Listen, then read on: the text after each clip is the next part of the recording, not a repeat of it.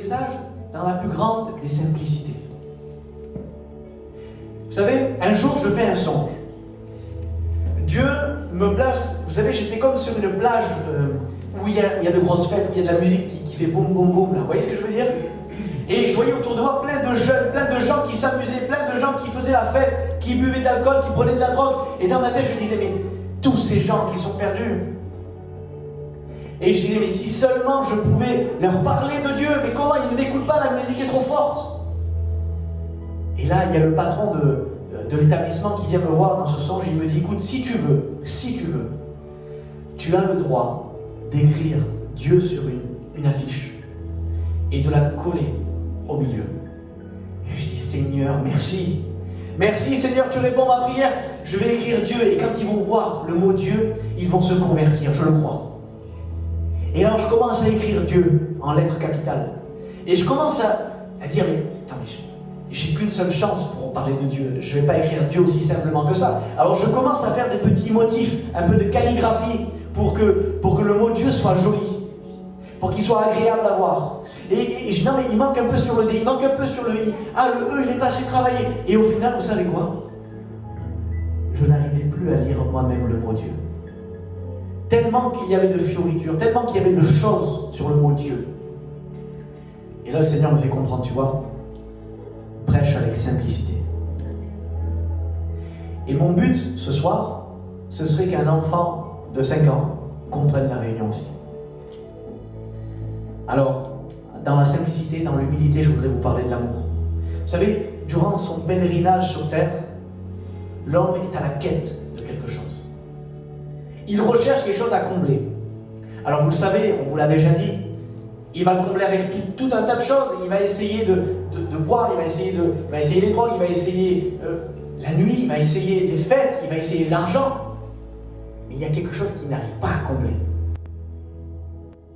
Et en fait, je vous révèle un secret, c'est que le but de l'homme sur terre, c'est d'aimer et d'être aimé en retour. C'est le besoin primordial, primal de l'homme. Mais malheureusement, l'amour, c'est la seule chose qui ne s'obtient pas, qui ne se vole pas, qui ne s'achète pas, ou qui ne s'extorque pas. L'amour, il se reçoit. Et nous, le grand défi en tant que représentants de Dieu sur terre, eh bien, c'est de transmettre cet amour que nous avons reçu. Voilà pourquoi c'est une prédication qui est très, très importante. Et ce soir, je vais vous donner des conseils pratiques. C'est comme un buffet ouvert. Vous prenez ce que vous n'avez pas, vous laissez ce que vous avez déjà, et on avance ensemble. Vous savez, l'amour, c'est pas simplement une option. L'amour, quand on est dans le Christ, c'est la finalité. Écoutez ce que nous dit l'apôtre Pierre. Il dit, ayant purifié vos âmes en obéissant à la vérité, pour avoir un amour fraternel, sincère. Je répète, ayant purifié vos âmes en obéissant à la vérité, pour avoir un amour fraternel et sincère. Ça veut dire que l'amour n'est pas un moyen, l'amour n'est pas une option, l'amour c'est le but. C'est comme si je vous posais à vous la question, pourquoi tu te purifies toi mon frère? Pourquoi tu te purifies toi ma soeur? Et peut-être que quelqu'un me répondrait, eh bien moi je me purifie pour être saint devant Dieu. Alors moi je me purifie pour être plus proche de Dieu. Moi je me purifie pour être sauvé. Et bien moi je vous dis c'est faux. C'est faux. Tout ça on l'a reçu à la croix. Il a tout accompli. On se purifie dans le but d'aimer nos frères. C'est ce que nous dit ce verset. Vous savez, pour parler d'amour fraternel, il faut d'abord parler de fratrie, de famille. Vous savez qu'il y a une lumière dans le monde qui a donné un certain pouvoir aux hommes. Le pouvoir de devenir enfants de Dieu. Tous ceux qui reçoivent Jésus deviennent enfants de Dieu. Et si donc tous nous avons le même Père, nous sommes frères. Voilà pourquoi on s'appelle frères et sœurs ensemble.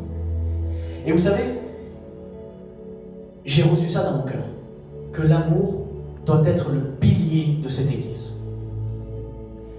Peu importe les défauts que nous avons, que nous n'avons pas, l'amour sera le pilier. Vous savez, moi, je suis passé dans des grandes églises où il se passait pas mal de choses, des gros événements, beaucoup de monde. Mais quand je suis rentré dans cette église, on me dévisageait. comme si je ne faisais pas partie du clan, comme si je ne faisais pas partie de cette famille. Et on me regardait de haut en bas, et on sentait les tensions entre les frères et sœurs, on sentait la concurrence, la rivalité entre pasteurs. Et à l'inverse, ça m'est arrivé de rentrer dans une petite église, où il n'y avait pas forcément de grands miracles, pas forcément de grands prodiges, mais on sentait un amour fraternel sincère. Et vous savez, certains se déplacent de loin pour nous voir. Vous savez ça, qu'il y a des gens qui sont déplacés de loin pour venir nous voir, pour être délivrés, parce qu'ils savent qu'ici, il y a de la délivrance. Parce qu'ils savent qu'ici, il s'est passé des guérisons. Parce qu'ils savent qu'ici, je ne sais pas pourquoi, Dieu nous fait grâce, il se passe des miracles. Merci Seigneur. Mais si nous n'avons pas l'amour, nous ne sommes rien. Nous ne sommes rien. Alors oui, on pourra dire, mais ils n'ont même pas de salle encore.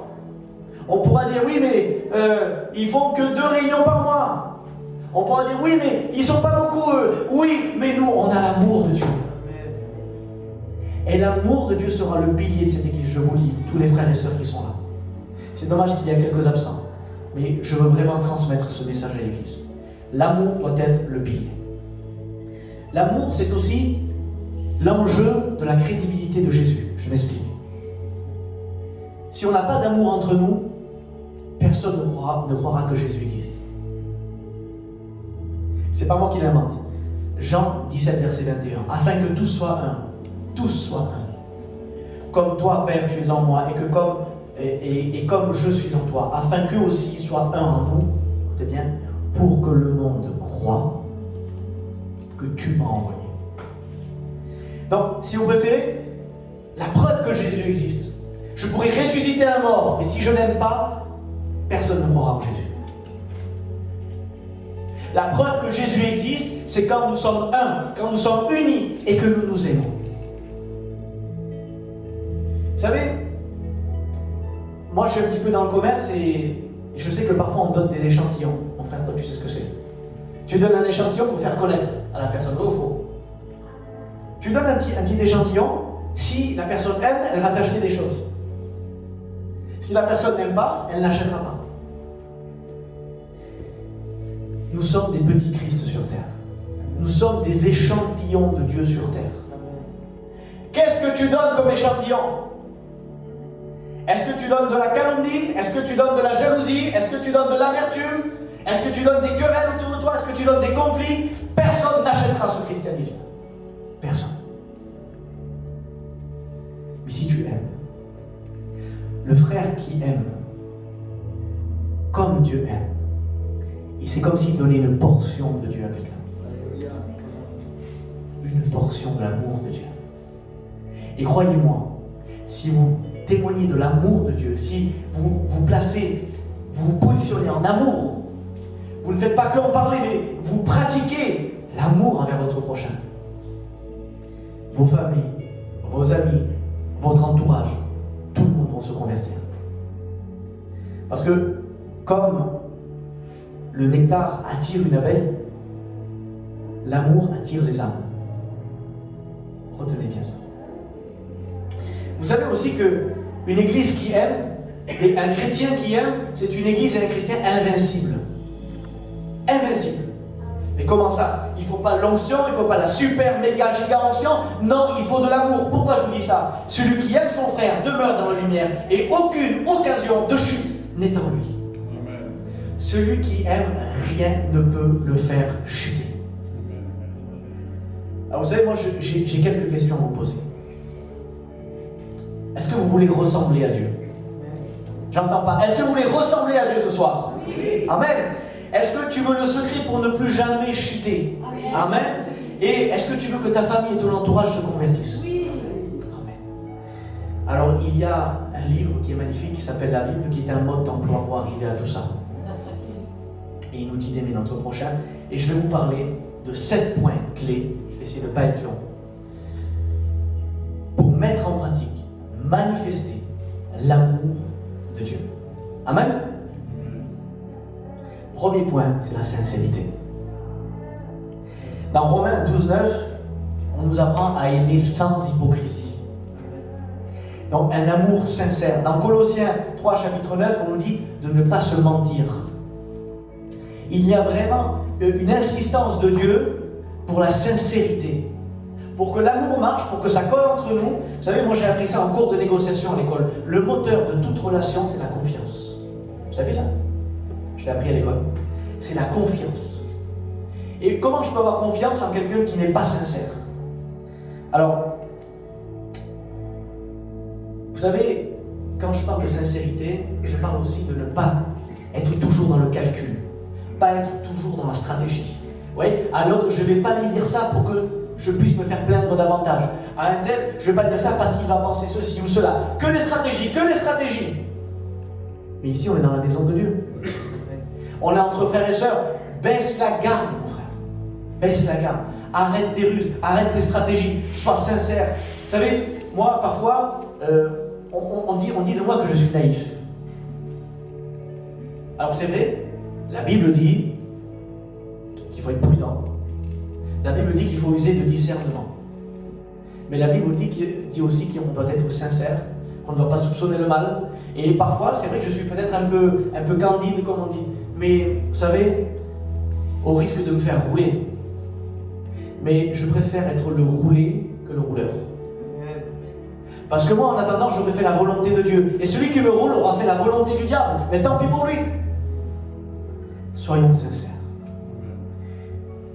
Baisse la garde, mon frère. Tu n'es pas en territoire ennemi, tu es en famille ici. Numéro 2. Ça va vous plaire, ça.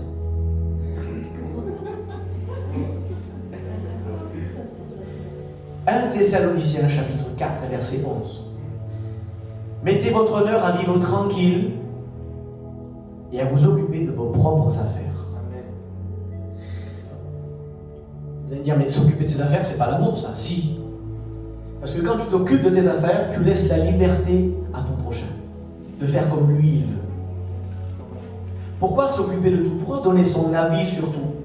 Et quand tu comprends que chacun vit à son rythme, que chacun fait d'une façon différente de toi, et que tu arrêtes de toujours te mêler, eh bien tu verras que les relations vont s'apaiser. Il n'y a rien de mieux dans la vie, vous verrez, que les personnes qui ne donnent pas leur avis quand on ne leur a pas demandé.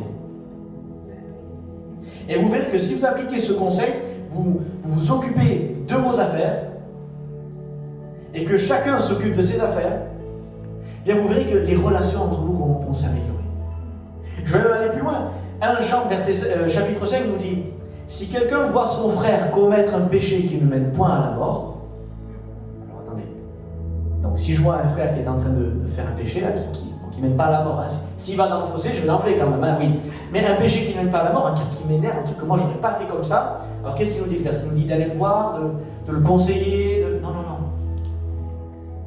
Il nous dit, si quelqu'un voit son frère commettre un péché qui ne mène point à la mort, qu'il prie.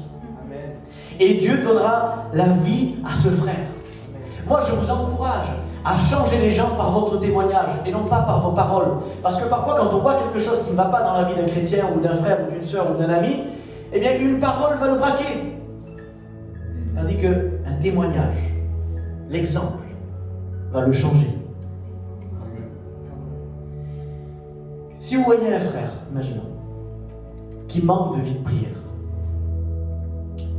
est-ce que vous pensez que c'est la bonne solution d'aller lui dire, écoute, moi je trouve que tu ne pries pas assez? Alors à moins que vous soyez poussé par le Saint-Esprit à le dire. Je ne ferme pas la porte au Saint-Esprit. Mais moi, ce que je vous conseille aujourd'hui, occupez-vous de vos affaires. Et priez 2 fois plus. Que ce frère sache que vous priez. Et vous allez donner une soif, une faim à ce frère pour prier. Et vous allez le changer. Si vous voyez une sœur qui parle mal à son mari, inversement, et que dans son couple plus rien ne va, mais par contre toi dans ton couple ça se passe bien, eh bien montre à cette sœur, montre à ce frère comment toi tu te comportes avec ton conjoint, comment la paix de Dieu règne dans ton foyer, et tu verras que comme une tache d'huile ça va se répandre, ça va toucher ce foyer et tu vas sauver son couple. Alors occupe-toi de tes affaires et sois un témoin silencieux. Amen. Alléluia. Point numéro 3, parlons de la compassion. La compassion. Romains 12 nous dit de pleurer avec ceux qui pleurent, de rire avec ceux qui rient. Vous savez, quand un membre souffre dans l'église, c'est tout le monde qui souffre.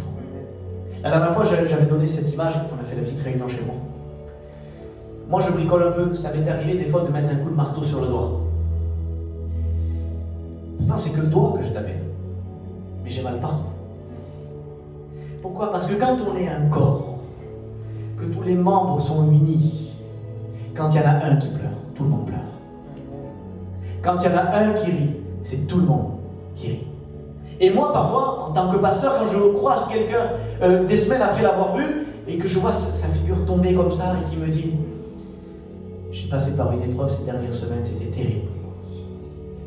Bien, je m'en veux. » Je dis « Je n'étais pas là pour pleurer avec cette personne. Je n'étais pas là pour la soutenir. Alors je sais, on pourra me dire « Oui, mais cette personne n'avait qu'à t'appeler. » Mais n'en demandez pas trop à quelqu'un qui va mal. Et c'est de notre responsabilité à tous, et je vous le dis, frères et sœurs de l'Église, c'est de notre responsabilité à tous de nous appeler, de prendre des nouvelles les uns des autres, organiser des rendez-vous, organiser des repas, organiser des moments de prière entre vous, organiser des choses. Appelez-vous! Comment je peux savoir que tu vas mal si je ne t'ai pas appelé? Comment tu peux savoir que j'ai mal si tu ne m'as pas appelé? Comment je peux pleurer avec toi? Comment je peux rire avec toi?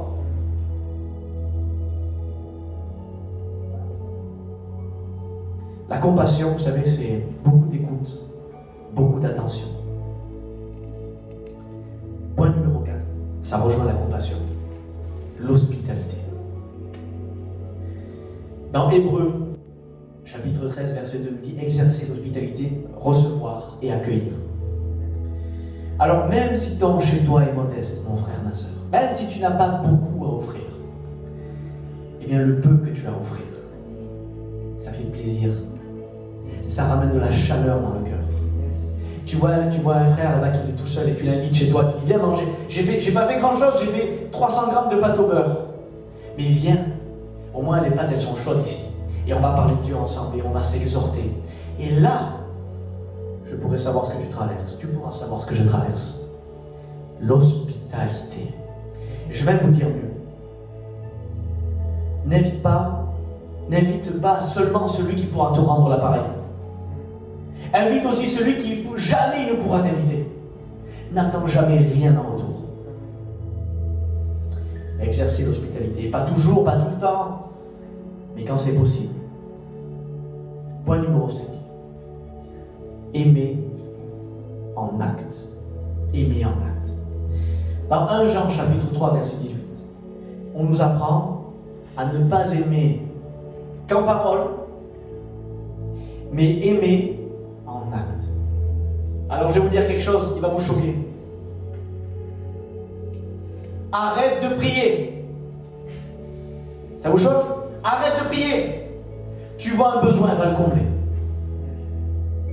Tu vois une sœur qui a du mal à remplir son frigo et toi tu as mis un petit peu de dîme de côté. Ma sœur, viens, personne ne le saura. Tu prends un petit sac à bas, tu lui remplis son frigo. Arrête de prier, comble le besoin. Est-ce que vous comprenez ce que c'est que aimer en acte? Mais surtout, s'il vous plaît, faites-le dans le secret. Vous avez vu tous ces influenceurs, à peine ils donnent un petit sandwich à un SDF, il y a 40 caméras autour d'eux. Alors que Jésus nous dit à nous, ce que ta main droite fait, que ta main gauche ne le sache pas. Alors aimer en acte. Et je peux vous dire que dans cette salle même, des personnes ont aimé en acte. Je peux vous dire que sans certaines personnes ici, il n'y aurait pas de réunion comme celle-ci. Parce que des personnes ont aimé en acte. Des personnes ont donné de leur poche, des personnes ont donné de leur temps, des personnes ont donné de leur capacité. Certains ont aimé en acte. Alors que Dieu vous bénisse et vous le rende au Saint-Dieu. Agis, pose des actes et aime en acte. Point numéro 6. Servir ses frères. Galates chapitre 5 et verset 13. On nous parle de se servir les uns les autres. Sois le serviteur et non le servi. Ne recherche pas ton propre intérêt, mais celui de tes frères. Et vous voyez, dans le verset, il dit se servir les uns les autres. Donc ça veut dire qu'il y a comme une réciprocité. Ça doit faire un aller-retour, ça doit aller dans les deux sens. Ça nous montre que l'amour, c'est une relation, et il faut être au moins deux. Et le problème, parfois, c'est quand l'amour, il va que d'un seul côté. Et qu'il n'y en a qu'un qui sert, un qui sert, un qui sert. Et l'autre qui est comme un parasite comme ça, et qui vient et qui absorbe l'énergie. Et je vous dis, celui qui sert à un moment donné risque de se fatiguer. L'amour, doit être réciproque. Vous savez, Jésus a lavé les pieds de ses disciples. C'est Jésus. C'est pas rien. C'est le roi des rois, c'est le seigneur des seigneurs, c'est celui qui était en haut, tout en haut, sur son trône céleste, dans sa gloire, avec tous les anges qu'il adore. Il est descendu sur terre pour laver les pieds de ses apôtres. Est-ce qu'on voudrait plus que Jésus? Et nous, on voudrait que être servis? Le Seigneur nous a tout montré. Tout montré. Et pour vous servir les uns les autres, je vais vous donner quelques clés. Dans Romains, chapitre 12, verset 10, il nous dit « Usez de prévenance réciproque ». La prévenance, c'est quoi? J'avais dit que même un enfant de 5 ans doit comprendre cette prédication. La prévenance, c'est anticiper les besoins des autres. Quand je vois quelqu'un qui commence à avoir un besoin, j'y vais d'avance. Alors je ne sais pas, mais comment je peux matérialiser ça dans l'église? Si quelqu'un, je sais que lui, il adore s'asseoir ici, eh bien je vais lui préparer sa petite chaise, parce que je sais que mon frère, il va se régaler ici. Là. Si je vois le pasteur qui a soif, là, qu'il n'en peut plus, il ne peut pas casser mon, il ne peut pas dire Charles, va me prendre de l'eau. Je vais apporter un petit peu d'eau. Vous voyez? Et on s'aide comme ça les uns les autres.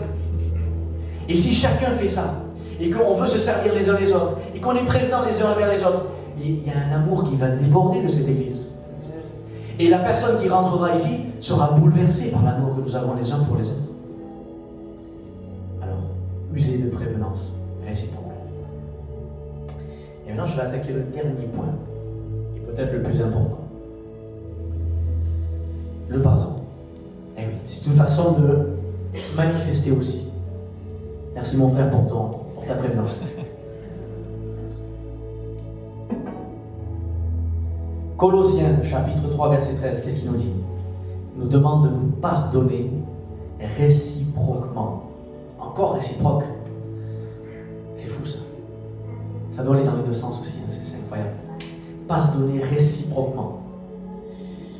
Est-ce que je dois vraiment développer ce point-là? Est-ce que vraiment c'est nécessaire que j'enseigne le pardon à des chrétiens?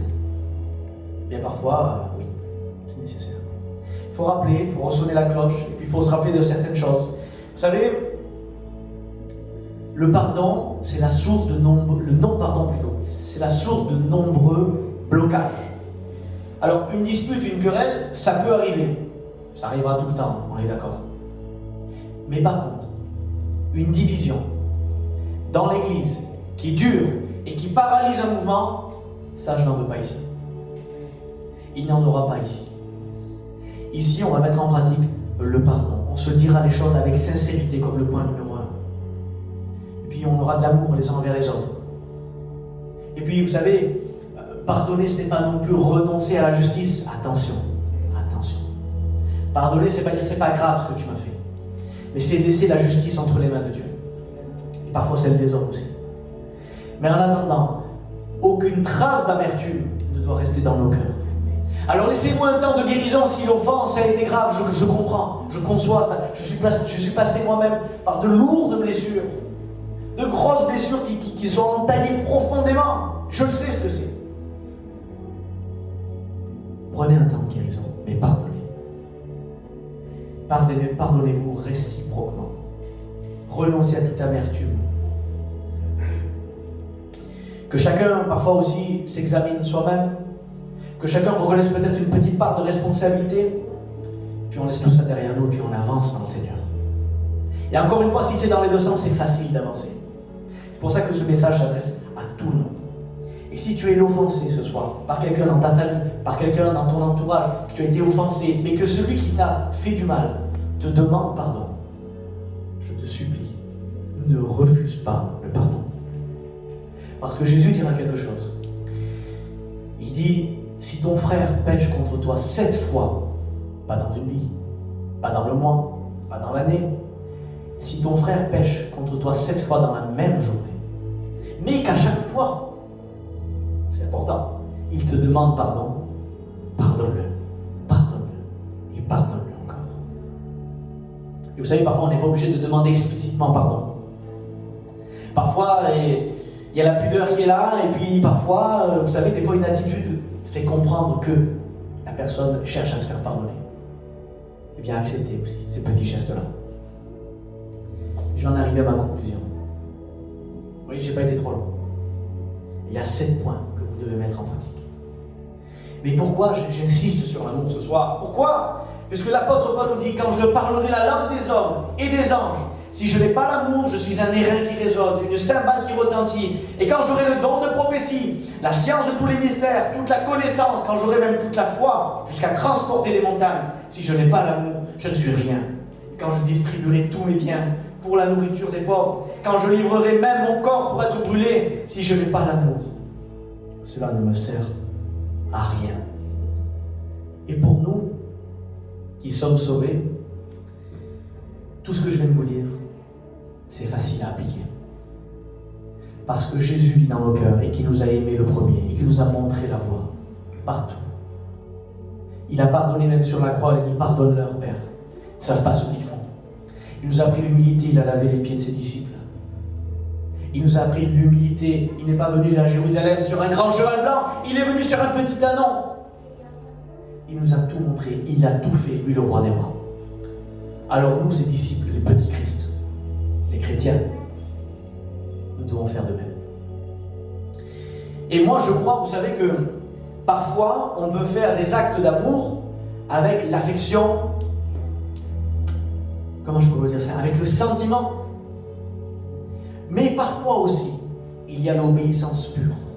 Quand le sentiment n'y est pas, mais qu'on pose l'acte d'amour quand même. Qu'on fait quand même. Qu'on pardonne quand même. Même si le cœur n'y est pas, on le proclame, je pardonne. Quand même, le frère, je ne le connais pas, c'est pas vrai, je n'ai pas un grand amour qui déborde pour lui. Mais par contre, je vais user de prévenance quand même pour lui. Et je crois que, à force de poser des actes, à force d'être obéissant, la nature de Dieu grandit, grandit, grandit, grandit en nous. Amen. Et le sentiment apparaît. Amen. Vous y croyez à ça? Alors moi, je veux vous poser ces 3 questions. Est-ce que tu veux ressembler à Dieu? Oui. Est-ce que tu veux le secret pour ne plus jamais chuter? Oui. Est-ce que tu veux que ta famille et ton entourage se convertissent? Alors, aime Dieu. Aime ton prochain. Mets ces 7 points en pratique. Et je vais te demander tout simplement de fermer les yeux. Et nous allons prier tous ensemble. Laissez les francs.